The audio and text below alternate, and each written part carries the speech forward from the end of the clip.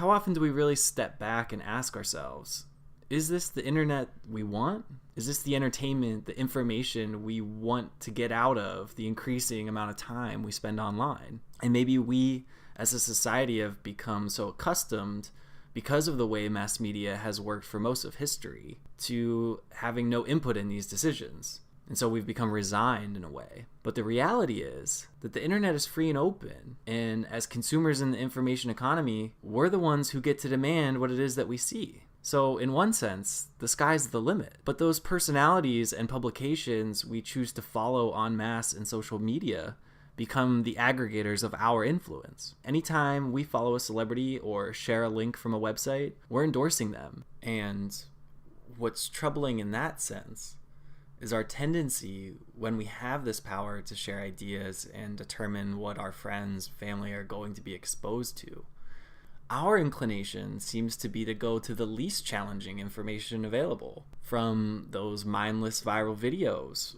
to those listicles which might give us a pang of relatability but not much else, to behavior on platforms like Instagram, which seem to be in large part driven by vanity, by the desire to project a certain lifestyle or superficial happiness. But what do we really get from that? For the most part, these may not be questions we ask ourselves too often, because when we think about social media, we don't often think of it as a responsibility. If we think more reflexively about our decisions when we're surfing the web, about the things that we like, share, or follow, and think about those as signals, because each action we take is a signal and is being measured and tallied. The aggregate of those signals is being taken to decipher what it is that we, the consumers, are after. We have a responsibility to think about the impact of our signals that we're sending back to those publishers.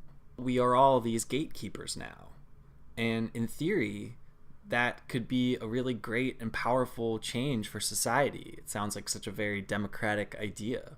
But in reality, it also creates a diffusion of responsibility. So, in effect, we have a situation where just about everyone is posting to social media, and no one is really thinking too hard about, well, what effect is this going to have on my audience? What ought they be offered? Is there something I can offer them which could enhance their life in a non-superficial way? Maybe edify them? Enlighten them even? The internet is still in its early days after all. It's up to us to speak up about how we want it to ultimately be shaped.